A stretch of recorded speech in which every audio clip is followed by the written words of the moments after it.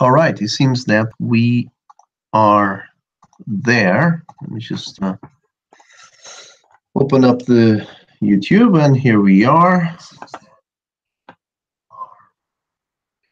Okay, that's good. Okay, you can hear me, and you're still there, yeah? Yeah, I'm still Okay, there. I'm that's trying to be awesome. quieter than usual. Don't Very want to good. step on the last one. Okay, very good. Well, today I have with me Mr. Canales from Bilbao. You are in Bilbao tonight, isn't it? I am in Bilbao. I am in the Very good. greater Bilbao area near the coast. But yes, here I am. All right. Well, there's two people watching now, which is obviously me and you. Mr. Canales is a Spanish man. I am a Portuguese one. I'm actually not in Portugal. I'm in London. I'm broadcasting from London, and is having right now is a strike of a lucky strike, basically. Well, it's a good strike of success now with an upcoming book, which I believe will be very soon released. Not yet in the comic book shops, I think, but at least it will be to the. Maybe someday we don't know. Yeah, I mean, yeah, Who knows? exactly. Yeah, that's the thing that we're gonna have to find out. So Iron Sights, right? Right? Um, Written and produced by Richard C. Meyer.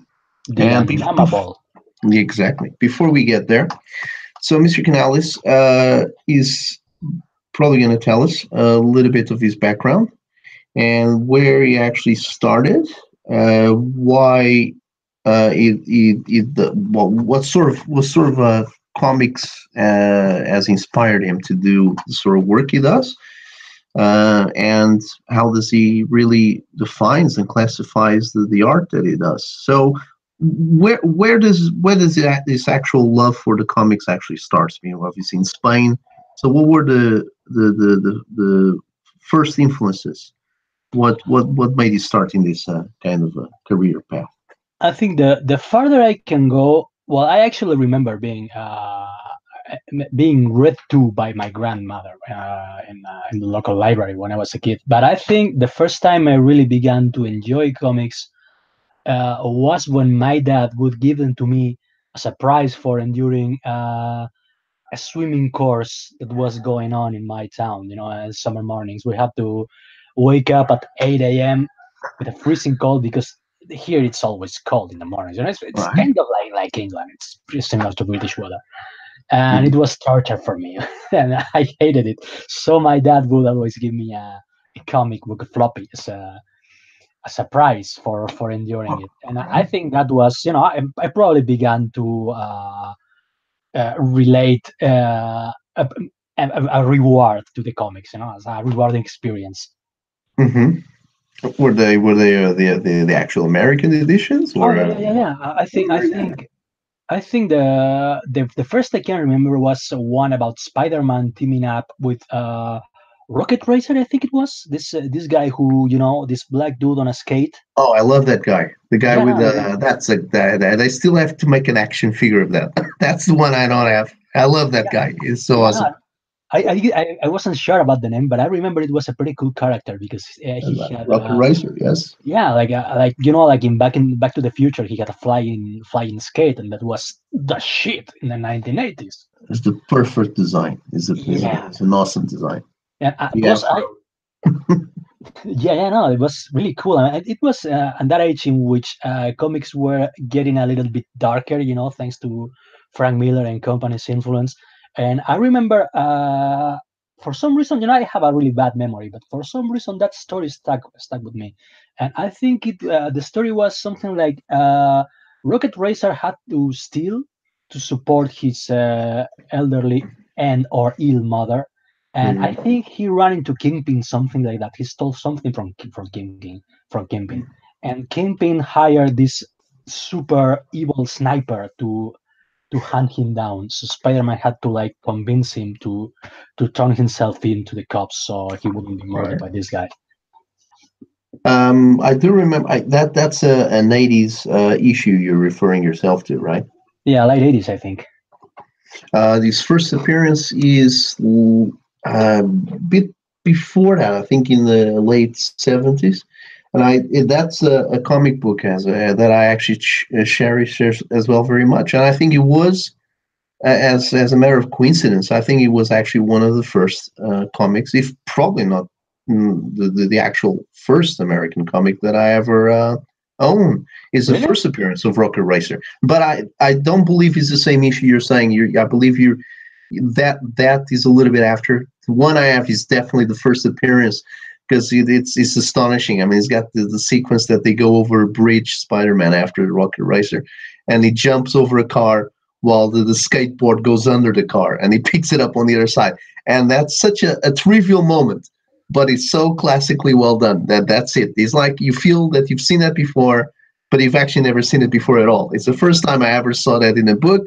It's the first time they ever drawn that in a book, and it's a great sequence because then he goes up to the building with the actual skateboard, climbs everything because he's got Yeah, the I rockets at the remember. I back. remember this feeling of vertigo while I was reading the comic because I don't think they ever set foot on on solid ground ever, because Spidey was jumping around all the time and this guy was riding his flying skate all the time. And yeah, I remember that sensation of whoa man, I'm flying while reading this. It is true, yeah. It was. And who was drawing that? It was Ramita, wasn't it? Oof, oh, Ramita Junior. we're in dangerous territory, man. Yeah, And that's the only thing I can remember about this story. I yeah, remember the story vaguely. I remember the colors. I think Rocket Racer was like yellow and red, something like that, and he wore glasses. yeah. Let He me wears glasses. Yes, in the yeah, I need eighties, to Google him now. not to drag Rocker Racer for too long because again we're gonna enter in dangerous territory because whoever is gonna watch this, they're gonna correct us. They're gonna say, "Nah, it was not that guy. It was Yeah, another guy." We're gonna get slammed. But yeah. just Now as they're a gonna point go of for the nerds. reference, but just as another thing, I do remember in the 80s, they added a set of headphones. And he had these portable wireless headphones. So they added that to him. That much I remember. But in the first appearance, he does not have the headphones because Walkmans were still a thing of the future. So, but that's very cool. It's cool that that's one of your first books. And then after that, so what's your art background? I mean, did you went to art school? Did you got professionally trained, self-taught? What? How did you work that? I did go to art school, and as I always say, it was one of the biggest wastes of time in my life. Oh yes. You know how they all well how bueno means well, sorry, I keep sleeping Spanish words every now and then. How they keep saying Canales doesn't know how to draw, and that's because I was never taught. I spent like 6 years in art school, I think, something like that, and I Wow. didn't learn shit. I mean, it was a completely the state of the comics industry there right now. Well, that's the state of art schools in Spain. Nobody even tries. All the right. the, the only thing you learn is how to kiss ass, Oh yes. maybe show some cleavage to the teacher if you want, and you'll get an A. The most important thing is how to sell your crap. You don't have to produce a good thing. You just have to uh, I don't know what's the term in English, but in Spanish is tener jeta, having face, and Right. having the nerve to sell this, even knowing that it's crap. Oh So yeah, I that's understand what you mean. Yeah. that's the only virtue I learned in art school. So I'm mostly self taught. As for my influences, it's funny because every time they asked for my influences in art school, they will laugh at them because I come from a comic book background. I'm not a formal. I'm not a proper artist. I don't have a favorite painter. A favorite. I have Yeah, favorite. the classics basically. Yeah. I like Jeff Darrow. I like Tim Bradstreet. I love the British illustrators. The guys who work for 2000 AD. Simon Mm-hmm, mm-hmm. Bisley, Simon Beasley, yeah. I'm in love with those guys. I remember the first time I ever wanted to make a serious comic when I was about 15 years old. I remember it was shortly after I read Martial Law, but by Pat Mills and Kevin O'Neill is one of my favorite comics. And I've been trying to sort of replicate that crazy, zany British style from Judge Dredd, martial law, all that stuff. Mm. So yeah, I Yeah. hate art school. Don't go to art school, kids. It's Oh no, fun. yeah. Robert Rodriguez, the guy that directs what's he called, From Dusk Till Dawn, Yeah, yeah. and the Desperado. He made a nice little book. I don't know if you read it, called Rebel Without a Crew, and he basically tells the beginning of his career, which was while shooting a movie, which is the first chapter of the Desperado trilogy, whatever he calls it. The first one is called El Mariachi, and it's a movie made with a very little budget. It's actually a nice little movie, No, I like El and Mariachi. I remember seeing it and saying, you "Oh, like it, yeah. you can tell this guy didn't have any cash, and it still pulled it out. It's a Yeah. really good movie, entertaining movie." Have you ever read the book? No, Rebel no, but Without Crew? You have to. I'm aware. I'm also a huge movie buff. I actually tried to switch drawing comics for making movies in art school, but then I realized that's not my thing because I'm not really a people person. Like to stay alone at my home drawing all day. All right. Well, you have to get you and anyone listening, you should get that book because it's Yeah. actually hilarious. It's an hilarious book because he writes it all by himself, and it's his experience shooting the movie. And one of the first things he says, actually, I think he's in the back cover. He says, I went to film school for whatever 3 or 4 years, right? And he says, and I only went there to appease my parents because my mother wanted me to have a diploma. And he says, anyone going into art, do not go to university to do an art course. Doesn't matter if it's film or classic art or sculpture or whatever, it's a waste of time. But apart from that, it's a really hilarious book because the guy, to get the money, the budget for his movie, he actually went to a drug test. He went to a clinic where they administer these drugs to people to see what's the side effects, basically. So he worked as a guinea pig for a Exactly. for a drug He company. Nice. had to have a limp lip. His face melted. His leg didn't work for a week. So he get all the side effects from the drugs, and that's how he got his budget because it was a very big study, and they were paying very well, and that's how he got his budget to do the movie, and the whole process of making the movie, which was an indie film basically. It's hilarious, and anyone should get that book, Rebel Without Crew. It's very good. So basically, okay. So then, out of art school, and how does the career starts? Newspaper strips, straight into graphic novels. Oh, I wish. Now I went straight to the digital market because I know that the market for me was overseas. Because in Spain, the way a comic artist works in Spain is he's basically a state worker. He works for the shut up computer. I'm talking here. The town hall will put out like a contest for like we're looking for artists to illustrate this comic about I don't know why drugs are bad. And if you're lucky enough and you get along well with the people on town hall, you'll get the job, and that's pretty much what you're going to do Okay, for the well, rest of your life. there's The there's a revenue is few not. there's a few famous comic book artists from Spain. Mhm. They've done their own work in independent graphic novels. Right now, I'm not really attuned to what's happening there. So, really, the comic book industry in Spain, how's it looking at the moment? You still got a few big names there, or is pretty much redundant? Is it commercial or There not is really? there's a problem with the comic book industry in Spain, and I think it's Spanish nature. I'm kind of an endophobe. I'm not the biggest fan of my own country, so I think Hmm. we tried to create an industry a couple of times for a time during the 80s 90s. It seemed like it was going to work, and I don't know what happened. I think everyone began to rip everyone off and run away with the money, stuff like that, and it kind of disappeared. So pretty much every prominent Spanish artist is now working for Marvel or DC or for the Right. French Belgian market, like the other Canales guy, DS Canales and Black Sat. For example, one name out of my head. because it was someone that I collected the books in the 80s, was Vincent Segrellis. Oh And man. Oh and yeah, Vicente, he's quite old now. He's 70 something, Vicente, almost 80 Vicente, years old. yeah, Vicente Segreyes. I remember my Yeah. dad told me once when I was a kid. He told me there was this really moderately famous contest, comic book contest in my town. Town hall, the same thing. So a winner gets like €60, something like that, $60 for. Mm-hmm.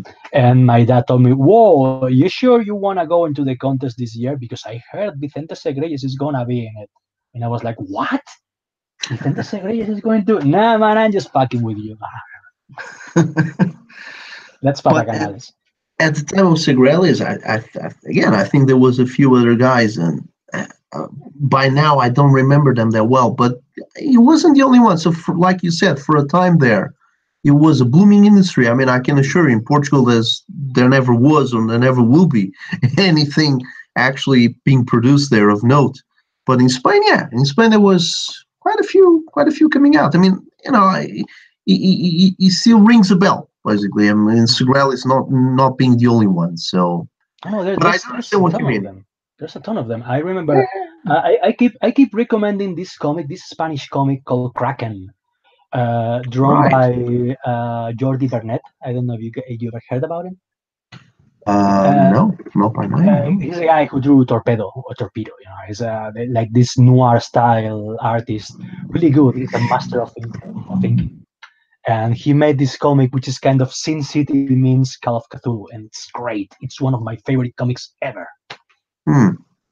That's from. Okay, I actually got it on my screen. I won't screen share that here. I'll leave that for your work. But yeah, I can see it here. Kraken Antonio Sakura. Segura, yeah, Right. Yes. Segura, right? Yeah. Yeah. The title is not. I'm not familiar with the title, but his surname is kind of.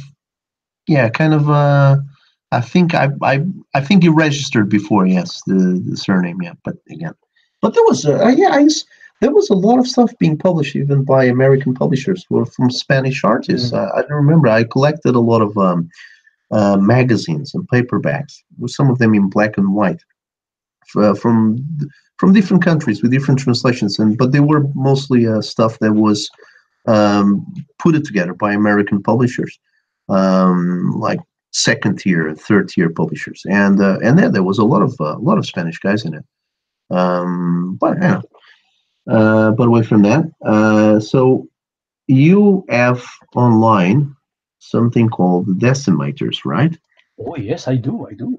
And I will actually attempt to share that here now because I was enjoying that Thank just you. before coming up on the interview. So let me just. I always make a mistake when sharing screenshots. I actually don't share anything. I'm very happy and convinced that I'm sharing something, and then I'm just pointing out, look, can you see this? Can you see? And nobody's seeing anything because I'm actually okay. Here we Don't go. worry. They'll see. I'm a pretty popular guy. Well, they won't see it if I don't share it properly. But there you go. I got it here.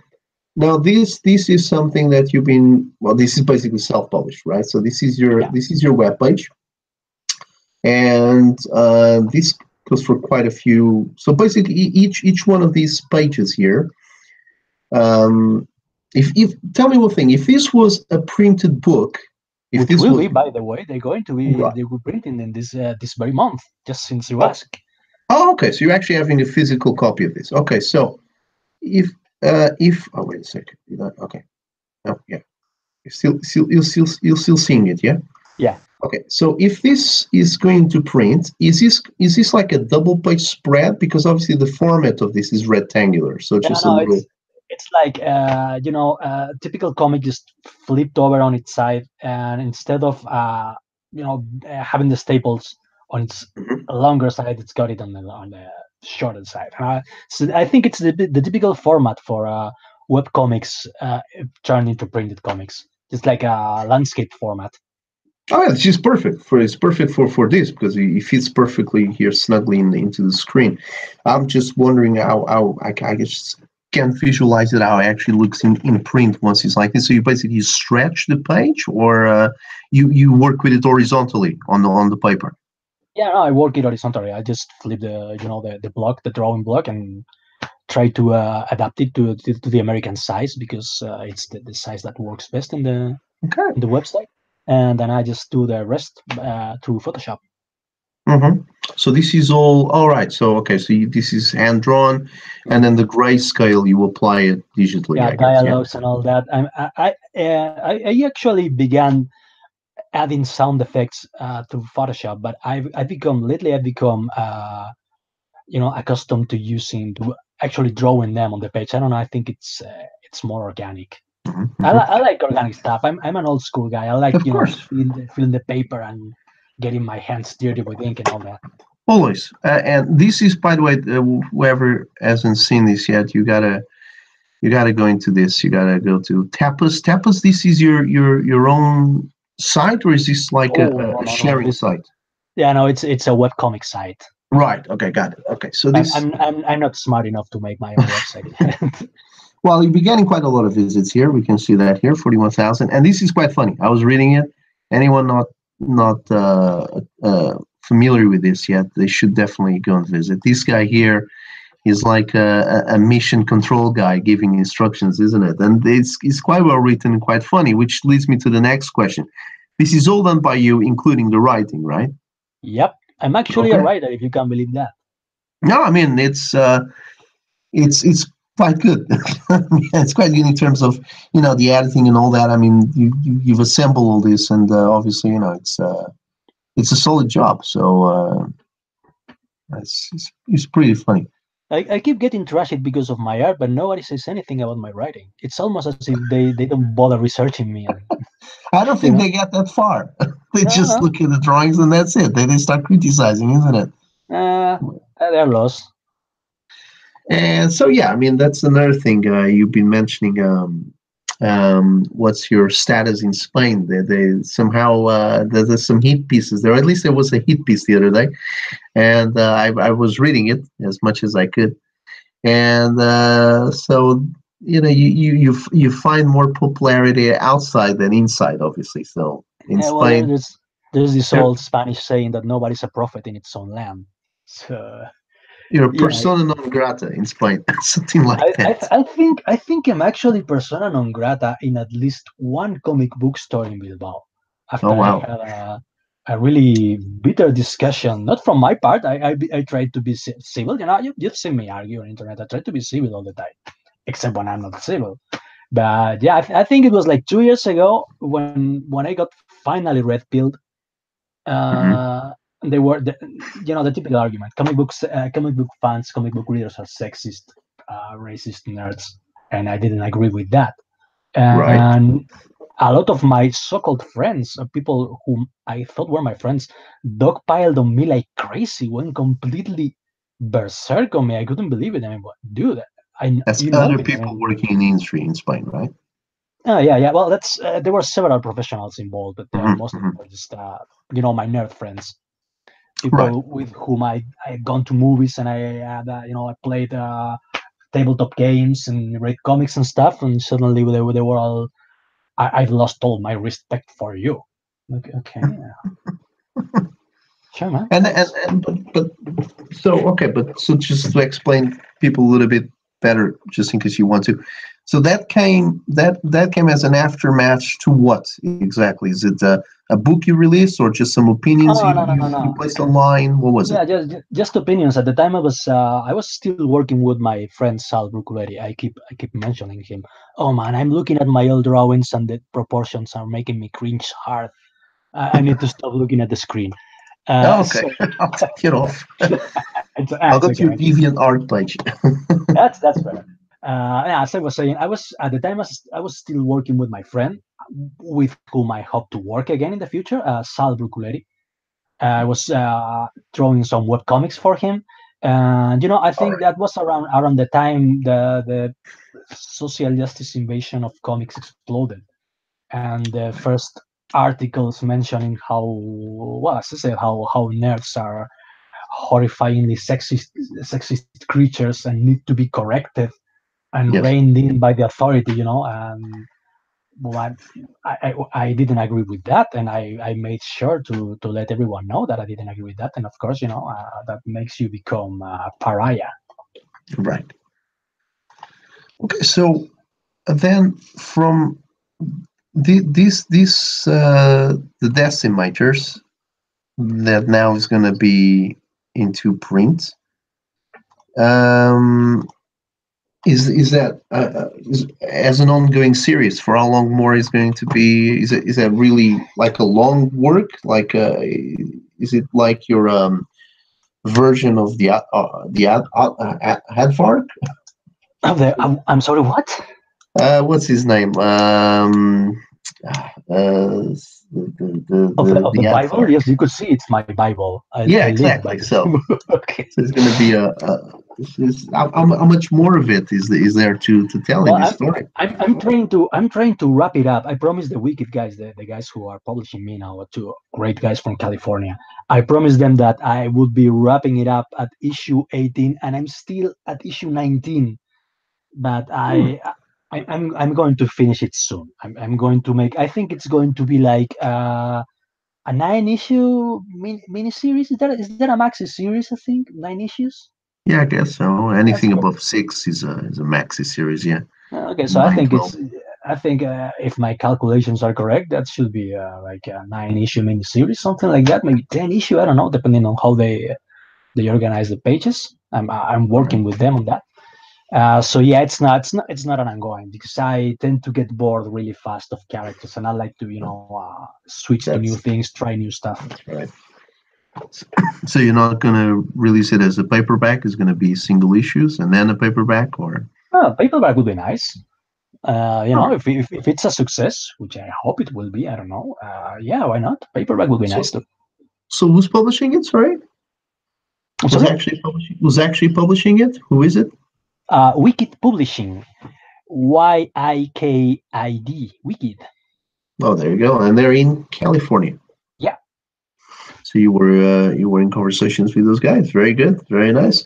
How does a Richard C. Meyer book then shows up in front of you? Then he contacts you. He finds you on DeviantArt. That was as usually is a it's point of meeting. it's every fanboy's dream. You just send him a picture and he tells you, "Hey man, I like your style. Want to draw a comic for me?" That was it for me. It was fan art for his Oh, I see. yeah, for a I really didn't know the story. birthday. Maybe you told it before. I had no idea of the story. So you actually approached him. He didn't approach you. Yeah, I don't matter telling the story again. Yeah, I was a follower of him on YouTube because I realized we had many opinions in common. I mean, when after Absolutely. Yeah. the mentioned social justice warrior invasion of comics exploded, I began following anti-social justice warrior channels on YouTube, and I found his because he talked about these two issues that interested me, Uh-huh. and I listened to him talk about rebirth, and I thought, dude, it's a really interesting concept. I think I'm gonna try my luck, draw a picture for him, see what happens. And yeah, he liked it, and he sent me an email, and he told me he was looking for an artist to illustrate this project he had, Iron Sights, and I said, yeah, man, it's like a full graphic novel. It's great because I was used to drawing either pinups or trading cards or the occasional page for a web comic. A graphic novel, which is a daily page paid. That's always great news. Yes. So okay, so basically you got in touch with him, and yeah, and then he already had this script. I that part I know that part of the story. He sent it to Chuck Dixon, I think, and then he got it back from him after he had some experience working, I think, at the border between Texas and Mexico, I think. And so from that experience, he knew what story to tell, influenced by Tarantino's scripts, right? And initially, I think this was going to be a film script. Yeah, he actually Um, sent me the film script on a PDF file, and I had to translate it to sequential art. all right, awesome. Yeah, well, because you already had experience um, doing some storyboarding, right?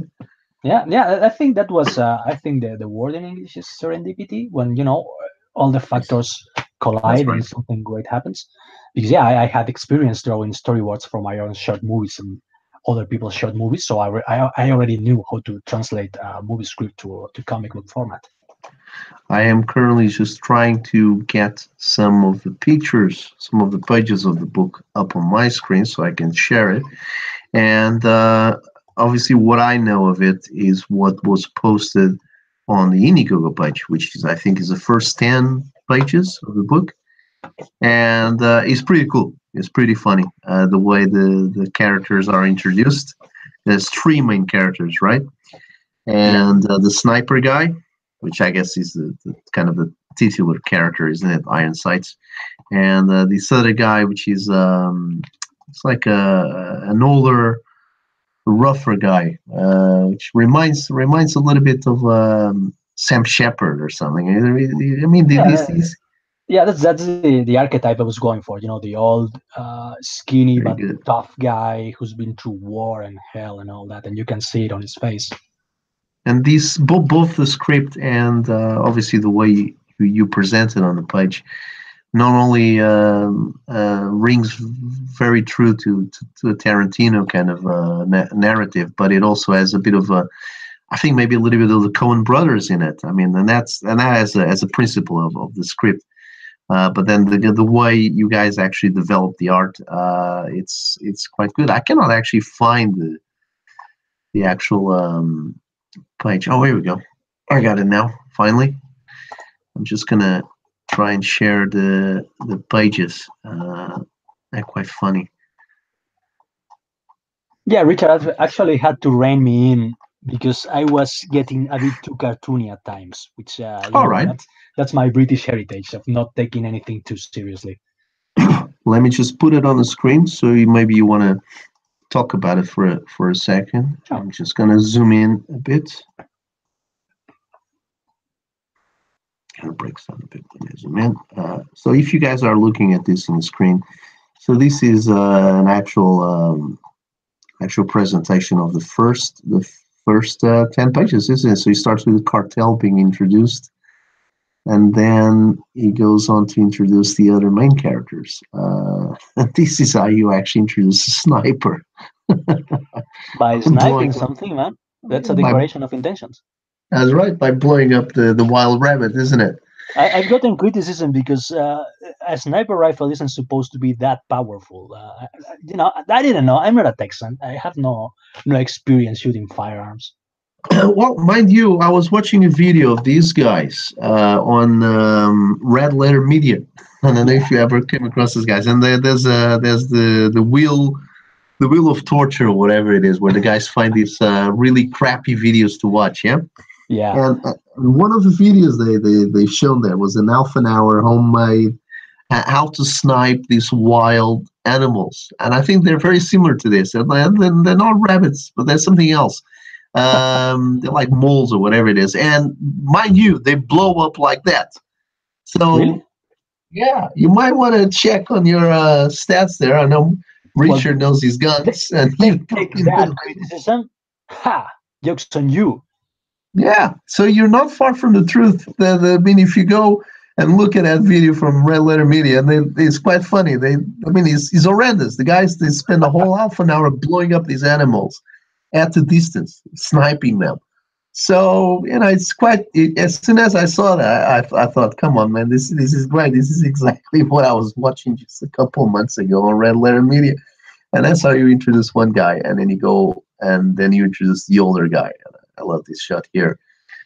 It's like tilted to the side, and there's a little packaging to the hippie car, the I hippie always say guy. that I didn't know what I was doing when I was drawing this because I was never I was never told to draw something so specific. So I had to improvise a lot, and that helped me a lot. I think I'm better now. Right. Okay. So, anything you wanted to say to us about the process of working with Richard? Because obviously he's a guy that has had a little bit of experience in the industry before. He pitched a few scripts. He actually worked on a few books, but always for independent publishers, right? And now obviously he's he's had a great year. Obviously, I mean, he's had a meteoric rise since he started his channel, which was just a little bit more than a year ago. And then obviously he went to John Mallon to with the Jawbreakers, which was something that he had actually produced before, but he revamped the book by passing it on to another artist at Marvel, and then he followed up with this one straight after the other, and he's already got two more cooking, I think. So his process of working is, does he between you and him, was it a very fast process to get this done, or was it something that took a year or 6 months? Do you want to Well, tell us something about that? I'm a pretty fast guy. I'm a pretty fast artist. I can produce like one page daily because that's the good thing about not having a personal life, like Mark Waid No, would say. I do remember Richard saying that you're quite fast. Yes. Yeah. So yeah, we did have a pause around Christmas time because he wanted to revamp the script into a comic book strip. Uh, Right. push some more action into it, less dialogues, but he couldn't for personal reasons. So I just resumed the task, and I think it was finished in like 6 months, something like that, probably. All right. I began in September, stopped around December, and finished it in spring. So yeah, probably 6 months, something like that. All right. So you work continuously on it, apart from a break where we revised the script. And this scene is great, where they first meet. By the way, I mean, for people, I'm just scrolling up and down, so most people are probably not going to have a chance to read it. But these pages are available on the Indiegogo page. So you just go to Iron Sights, Indiegogo is there. It will always be there. And you just have to read it because it is good writing. It is very funny. And again, it's got a very nice cinematic feel to it. Again, you will feel the Tarantino and the Coen vibe. And this is great. He smacks and then he picks him up and throws them, but he catches his balance. That's it's good. So they're both on par. It looks like a great book. And uh, you were mentioning that you guys are aiming and having this in the bookstores. So there was a deal or two he was trying to do with a couple of publishers that fell through. So from what you know, what's the process of getting a book like this into the bookshops with or without diamond distribution? So because I know that's the way to get things in the US in the actual shelves. So would you know how is he working out a sort of a distribution process after this Indiegogo thing is finished? How are Well, you going to get these books to the shelves? not really. I have no idea. I didn't know anything about the distribution progress. I had never heard about Diamond until I began working with Richard. So I don't. I know he tried to pitch it to Alterna, Yes. and I don't think they rejected it. They just didn't get back to him. All right. And so I don't know what's the idea, but I think at some point he might try to contact Diamond and have it distributed maybe under Splato Comics, the Splato Comics banner. All right. So no, okay. So he hasn't actually shared any of the developments yet. All right. Then, but I know you're doing something else with him now, right? So Oh what's the yeah, next project? I'm currently designing preliminary sketches for Flashbang, which is his next project. It's about he describes it as House MD, but with superheroes. About this old, really beaten down superhero who has to use his brain instead of his brawn.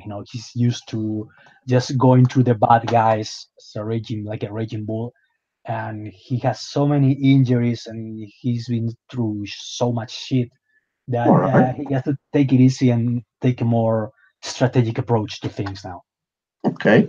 So is it a more dramatic kind of book, or is it going Uh, to be a funny approach as well? Yeah, no, it's the script itself. It's pretty fun. It's action packed. It's got beatings and shootouts and stuff. So it's fast paced. I think people will like it. It's not 10 pages of dialogue. people talking about their feelings and all that Right. that we hate. Black and white as well, like Iron Sights. Yeah, it's black and white. I'm probably going to be adding tones for no extra cost, just because I like how it looks.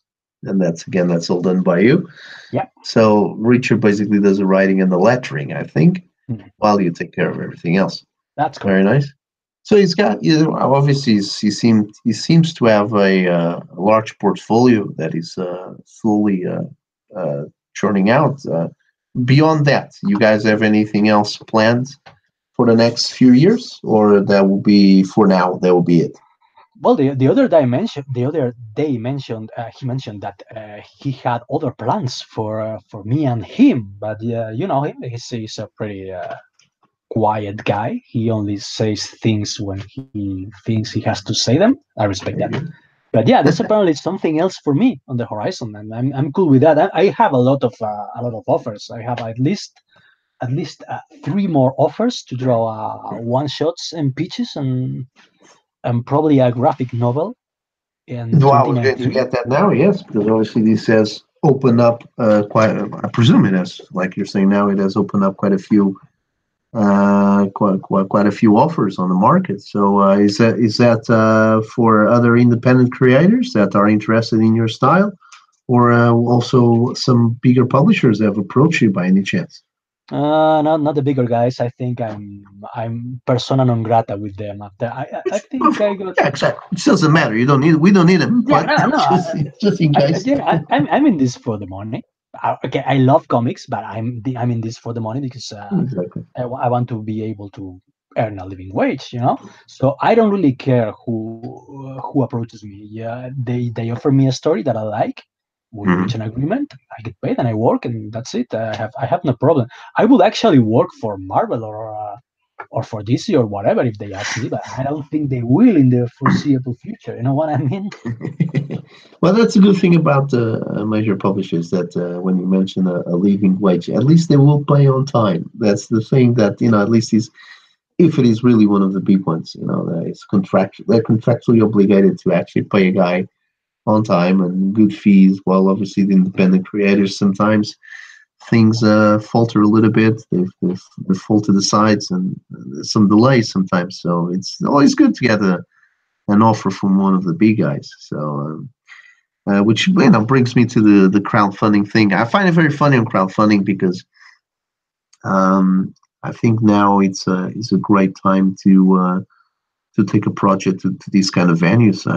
But I believe he can only be sustained by a very not a very large, but a larger than the usual presence online. Meaning, I think the guys that are getting a lot of books very successful on crowdfunding platforms, both on Indiegogo and Kickstarter and other places. They're supported. Well, it helps that they're supported by a YouTube channel and a very active presence on all the social pages, social network pages. I mean, not just the example of Richard. Obviously there's Ethan Van Sciver, with his Cyber Frog. It's a title from the 90s that I'm pretty sure most people that follow him now either didn't know or had forgotten about already. But he's I didn't know. I thought for some reason I thought Ethan Scaber had always been drawing for DC. You know, he was mhm, the Green Lantern guy. I didn't know he yeah, had done other exactly. things. That'll be the closer point of reference from these last few Mm. years, and obviously it helps that a lot of these guys that have made a name for themselves online or YouTube and etc. In the case of Ethan, it helps that he had already a built-in following. Obviously, the people that read DC books. So in his case, it was a little bit easier to just say, "Look, I'm stepping down from DC and just going on my own." And then it's just a question of whoever followed him on DC to I start think I following him think as this well. is the dawn of a new. That's what I want to believe, at least, because it would work in my favor. But I think this is the dawn of a new business model in which the authors create a fan base, by being interesting, cool to the audience, and interacting with them, and then giving them what they want, as opposed to the big publishers also try to do that through the fan mail. The old comics will have these Yes. letters from the readers who told them, I like this, I don't like that. And I think that's sort of the seed of what's going on now, thanks to social media, in which the authors and the creators can interact directly with the fans. And I think that's, yeah, we're witnessing the dawn of a new age in Well, that's a which very good point. Yeah, the I interaction. hope so. I mean, the old bullpen. Yes, I mean the fan mail and all that. I always thought that it was a little bit. Was the editors, the publishers were always a little bit biased on the actual fan mail that they would like to highlight, because I always presumed that big publishing houses like Marvel, that they would have their fan letters. They would disclose them on the issues, and I always knew in advance that, come on, these stories have been written 6 to 9 months in advance. They're just publishing the Yeah, guys. They're just publishing. They just happen to publish the people that actually say the stuff that they've already written.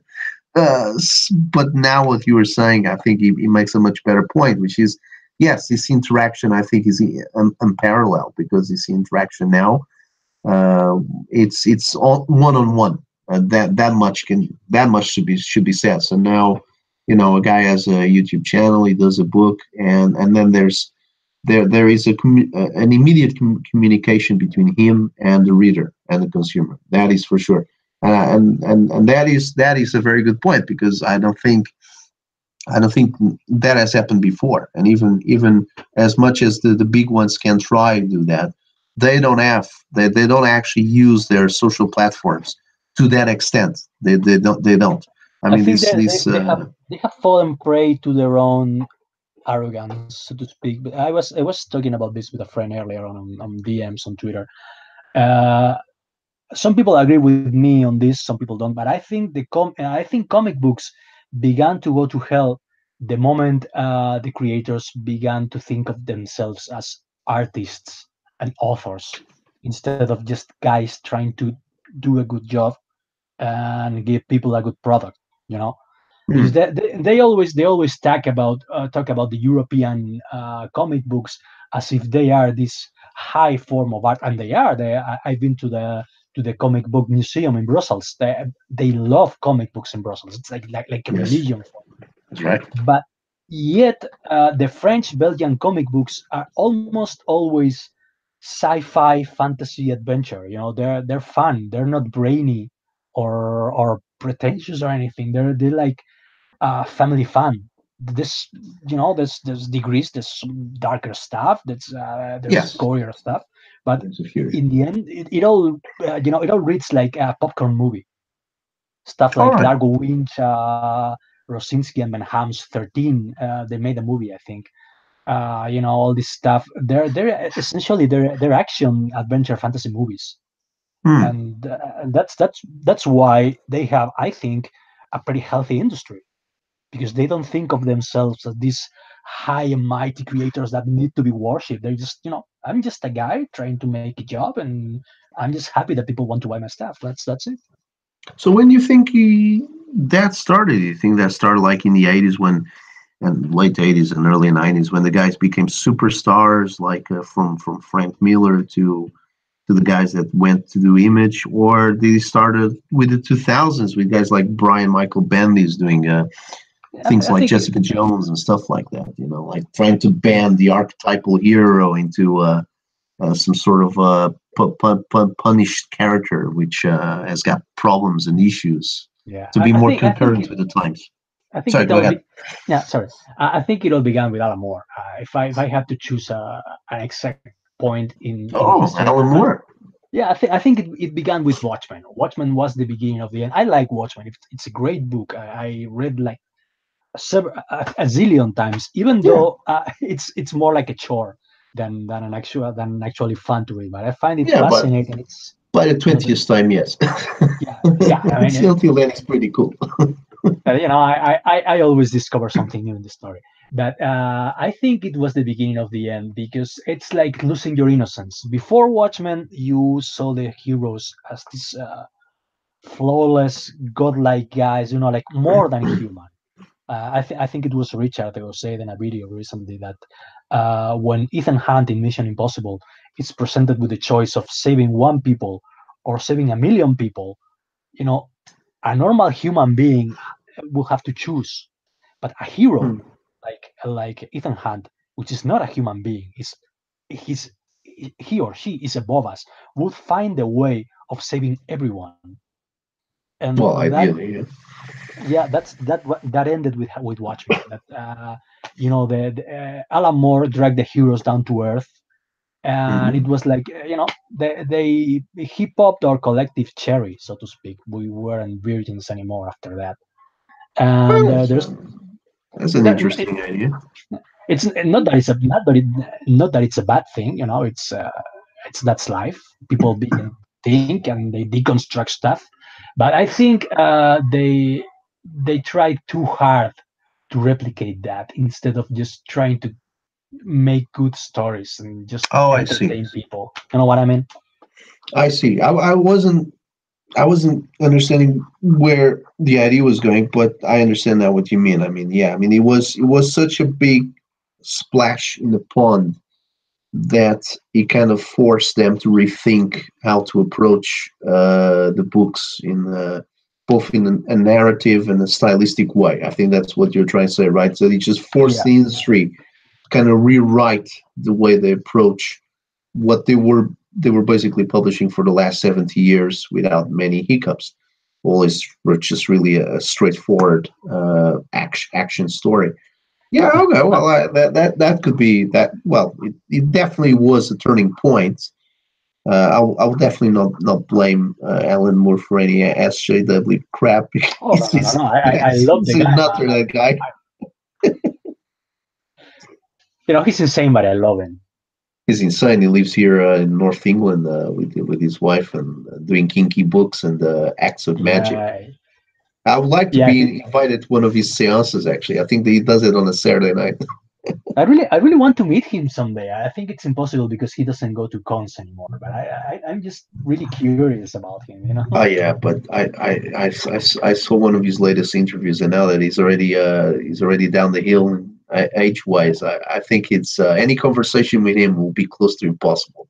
Not just physically, but you actually won't be able to talk to the man, and he just doesn't make any sense at all. It's just I find it strange that he's still writing because the guy he's gone completely nutty basically. So it's an interesting character. The guy's he's too eccentric. He's very eccentric. But yeah, I He mean, considers himself a magician. I think we will never know if he really means it or if he's just trying to troll us.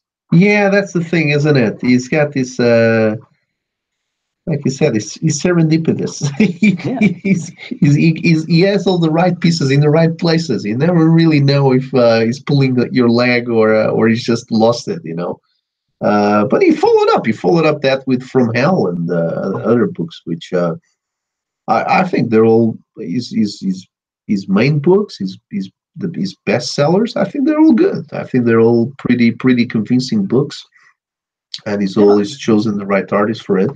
yeah, the Yeah, guy's really good. I mean, he's not contrary to what people believe. I don't think he's a pretentious writer. He's just that. absolutely not. No, That's how exactly. he Yeah. is. Yeah, he's writing from the heart. I think there's no pretensions Yeah, at all. I mean, I think probably some of his later books maybe they got into a bit of self-indulging. They got a bit of self-indulging.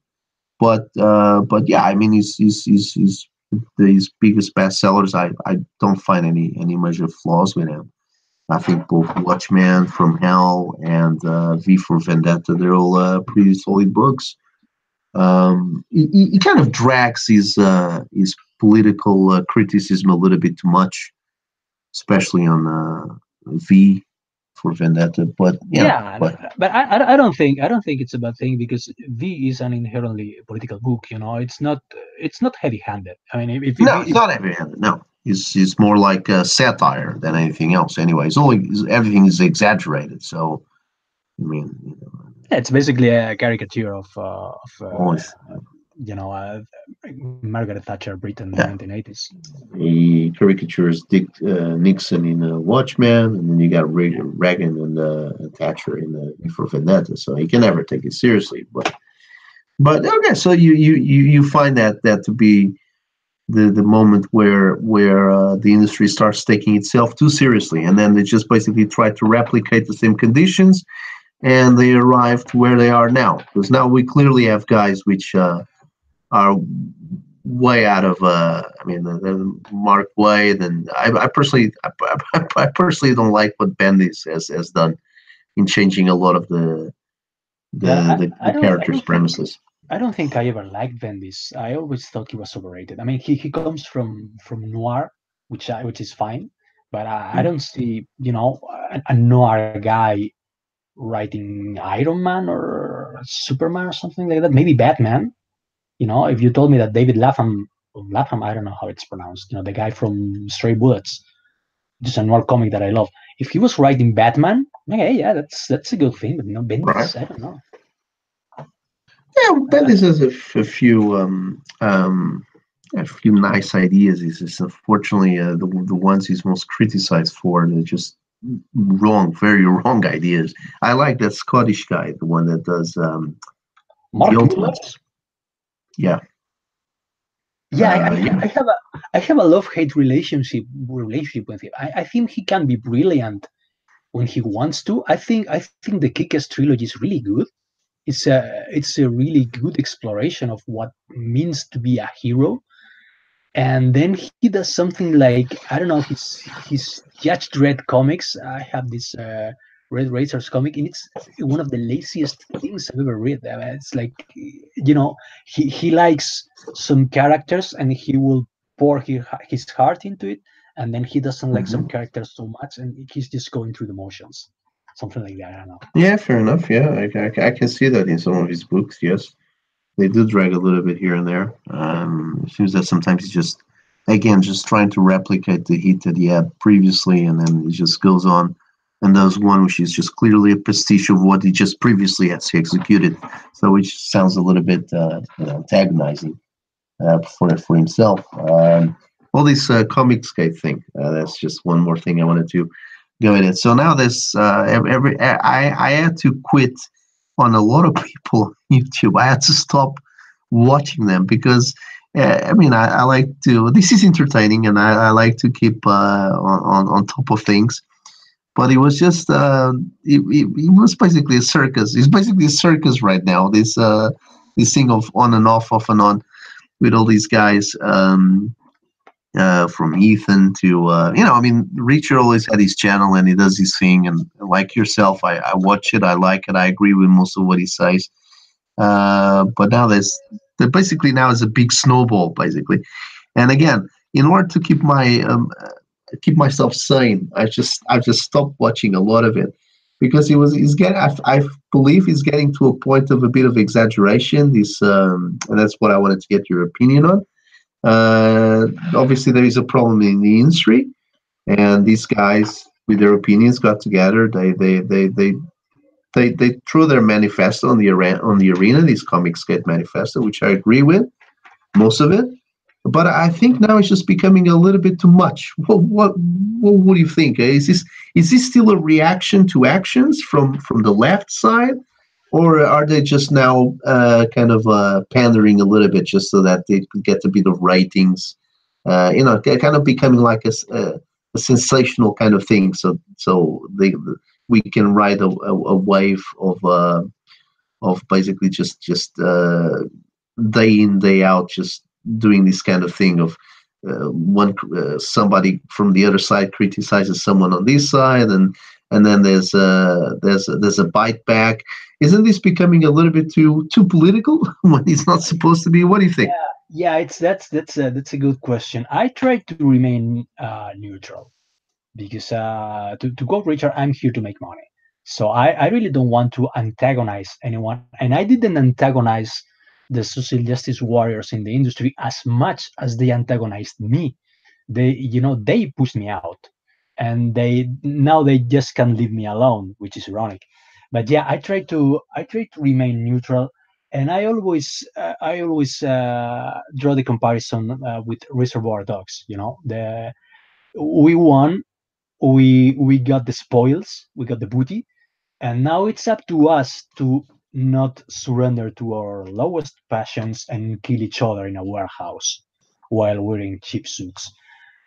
And so yeah, I think these are the growing pains of this new industry, because let's be frank here. Comicsgate isn't supposed to be forever. Comicsgate is just a revolution. It's just the incident that gave birth to this new model that hopefully will prosper and become permanent.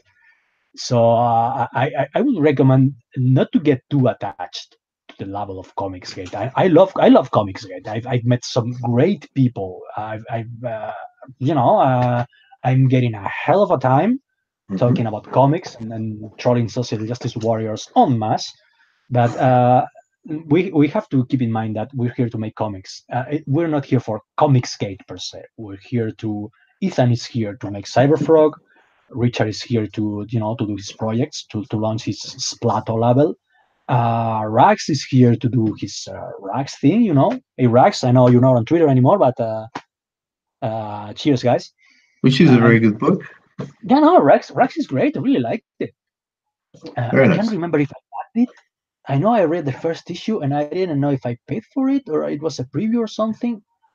But I really like that. I, I Yeah, can I I think it's can a I can preview. Yeah. back every Comicsgate or Comicsgate adjacent projects that I like, because I'm an artist. I don't have that kind of money, so I have to Yes, of I have to course. limit myself to what I can really afford. But yeah, Absolutely, very expensive. and that's how I see it. There's some conflict, there's some growing pains, because we're noobs at this. Everything is new to us. We broke free from an industry who doesn't really want us to prosper, because we present a threat to it, to their whole business model. And yeah, I just hope we can put our differences aside and just make comics, which is what it's about. I keep Absolutely. saying that Decimators is just one comic that I want to make. It's the comic in which I make fun of PC culture and social justice, the social justice invasion of pretty much everything. But it's not the only thing that I want to do. I don't want to be that guy who makes fun of social justice warriors for the rest of my life. I don't want my whole career based on that. Hmm. So it's. I hope it's just an episode and we can do other stuff in the future, more varied and diverse, so to speak. Stuff. Yeah, wise words. So middle neutral is a very good position to be in. This this just in closing this situation that reminds me of something I was told once. I went to a catering college basically. That's why I took a course in that, and it was like a boarding school. You actually had to stay there for the duration of the week. And there was a guy there, a tutor, and he said after 3 months or 4 months in of the first year, he said, "Okay, listen, this is like this when people cohabitate and they go into some sort of business, or in this case, you guys are here together learning something. Yeah, there's three phases. The first phase is in the beginning." Everybody's happy. Everybody gets along with everybody else because it's a new experience, and it's all partying, yeah. Especially that was catering, and we were really partying, yeah. And then the second phase is people start taking sides. They start dividing into little groups and all that, yeah. And some friction starts happening. This guy doesn't like the other guy, and the other guy likes the other guy, but he doesn't like the other guy in the other group, yeah. And then finally, there's the third phase. The third phase where everybody finally they're already tired, and at the same time, they already know their place in the world and in whatever they're doing. And there's no more sides to be taken. They just either all work together for one goal, or whoever is not interested in the goal just gets up and leaves. That's it. So I think now it's probably, hopefully, the end of the second phase for this Comicsgate thing. At least that's how I feel it. That's how I'm looking at it, from the outside. And it's funny in one way, and like you say, this is in the end of the day, it's to the comics and to the money. if there's a little bit of show to be made out of that, so you can gain a few followers and fans, so be it, But at the same time, yeah, if this is one of the phases, it's probably the end of the second phase, hopefully, and pretty soon everybody will be in their right place. All right. Anything else you wanted to share with us? No, no, not really. I'm pretty happy and honored to be here. It's been a pleasure, and yeah, I just wanted to let you all guys who might be listening to this to keep making great comics, be excellent to each other, and have fun. That's it. Okay. Well, so we have the Iron Sights going pretty soon to their backers, and then hopefully getting to the shops. And the next one again, just to go over the name again, the next project It's with Richard C. flashbang. Meyer is It's sorry, a flashbang. Flashbang. That's it, Yeah, Flashbang, yeah. and that you guys are hoping to get it live when in the end of the year. No, probably sooner. It's a one shot, so I think a couple of months, maybe 3 months top, something like that. Around maybe Christmas, something like that should be out. I think. Oh, it's a short book then, Yeah, something yeah. like It's 30 it's not pages or a something. yeah. Around, I think it will be like 50 pages, something like that. Around that. Still a lot, but again, then again, you are quick, so. Yeah, no, I'm pretty happy. I won't complain. Well, I will put the link to the Iron Sights in the description below the video, which I think is on demand right now. Is it? It's on demand, in demand, yeah, at Yeah, Indiegogo, yeah. I yeah. think it is. That's it. I believe so. And if it is, obviously people can still go there and purchase. I'll plug my book as well underneath it, and Yes. we'll keep an eye on a Flashbang. That's it. We're gonna wrap this up. Thank you very much for coming. Thank you for Thank you. everyone that has listened. Thank Bye you. bye. Bye.